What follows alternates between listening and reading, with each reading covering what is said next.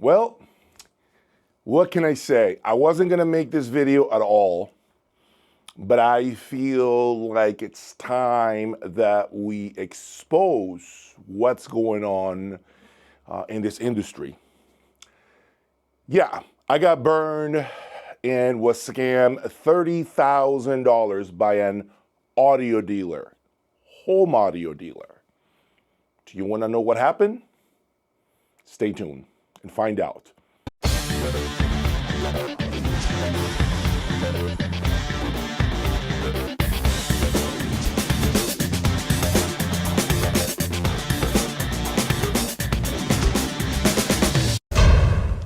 Welcome back.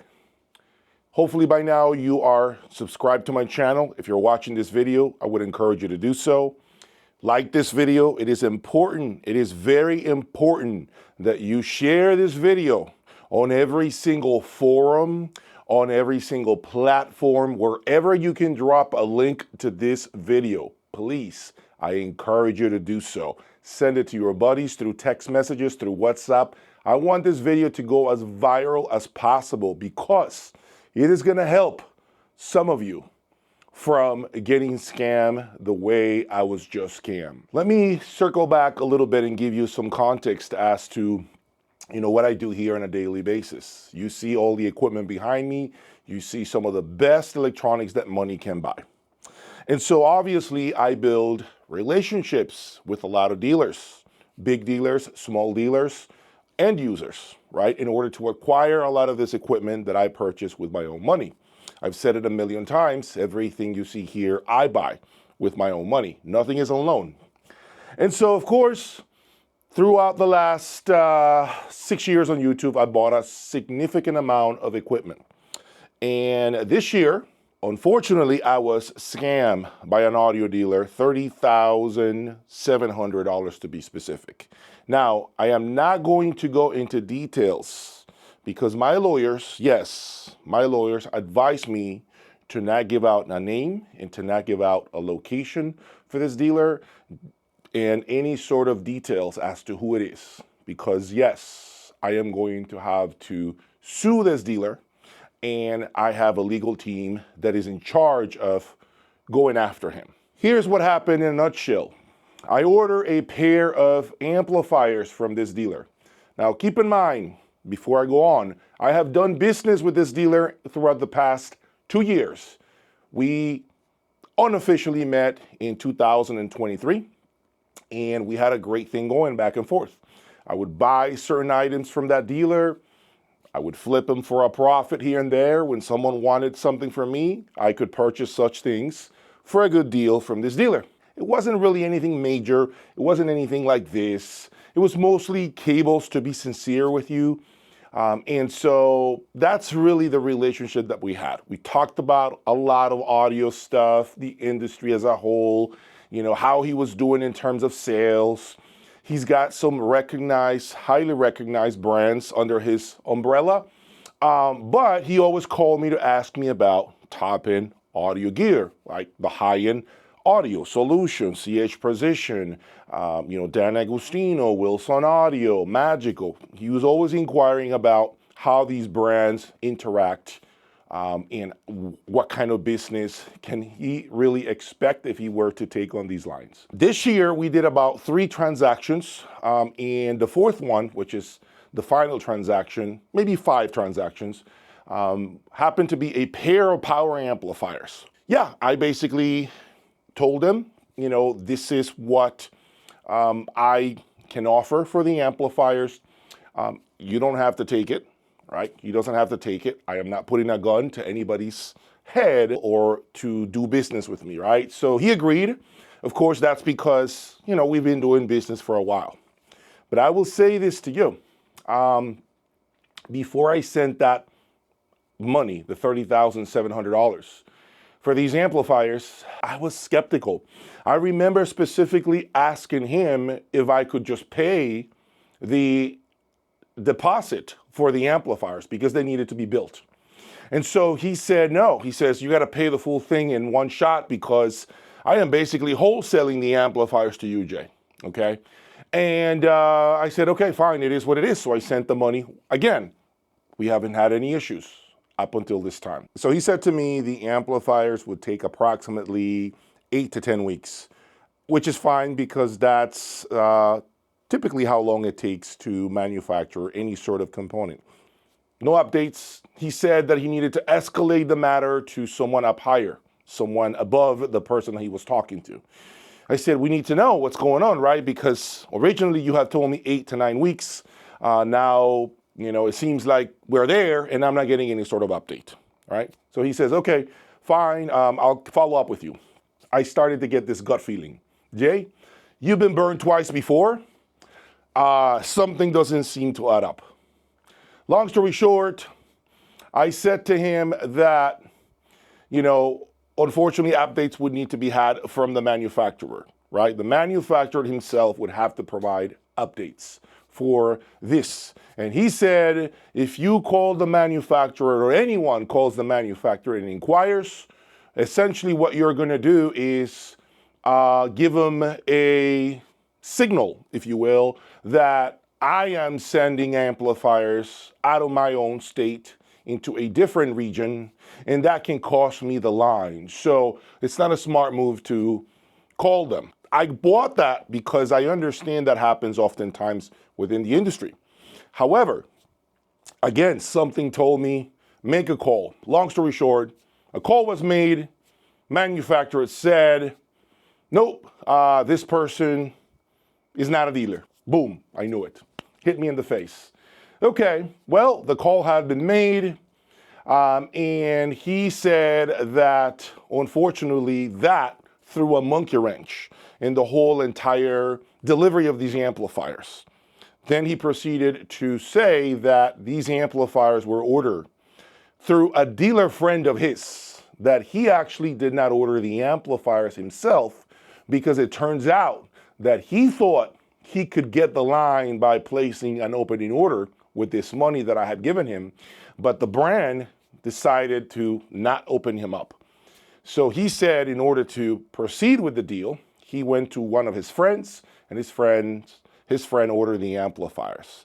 Then he went on to tell me a week or two later that the dealer friend of his, has the amplifiers on hand.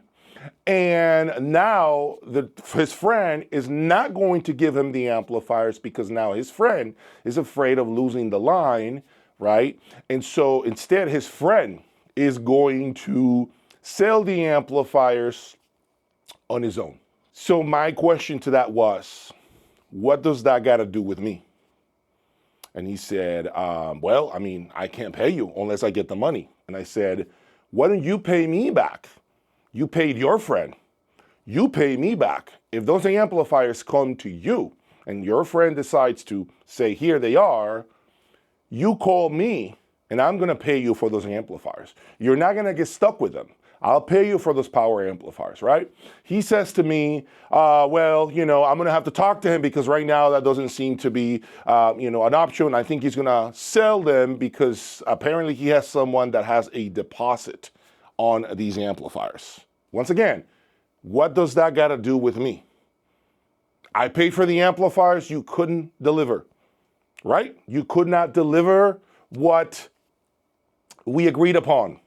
So at this point, you are essentially failing to deliver what we agreed upon, right? And he kept telling me that he was going to talk to his friend. Long story short, folks, I ended up finding more information about this person, about this dealer.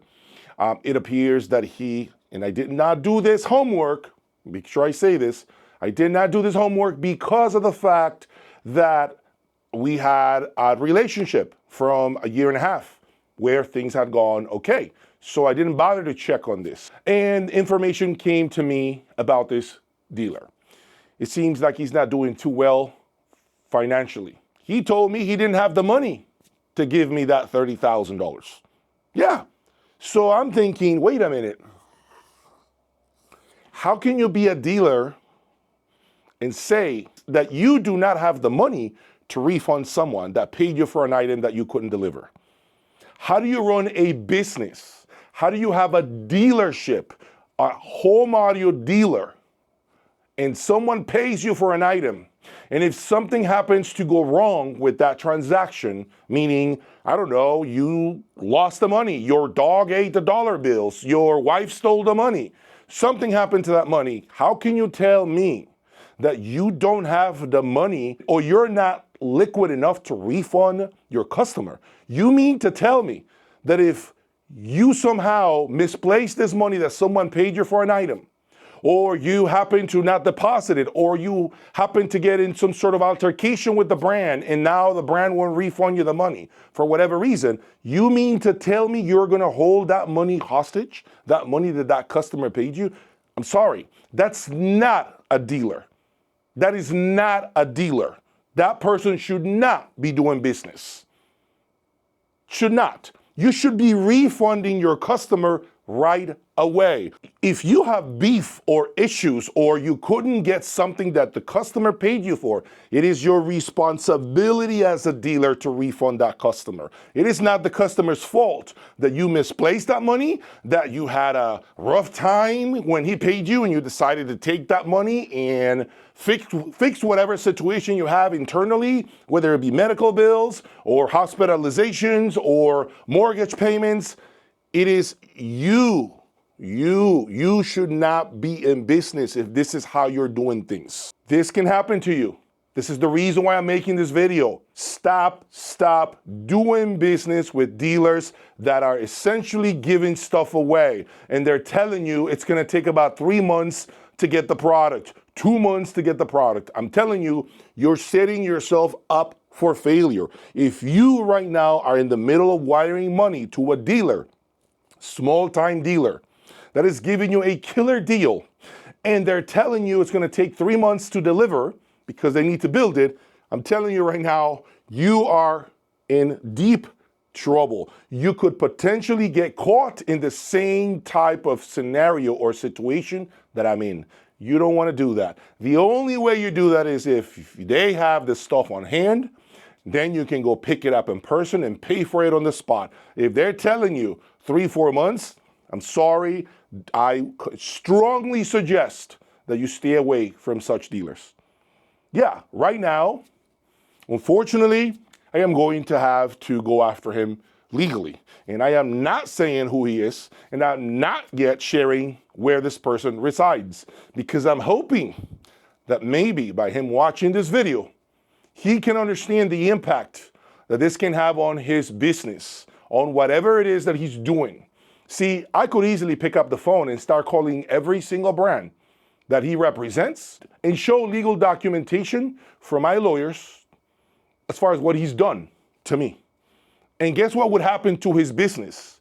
No brand will ever give him any more lines.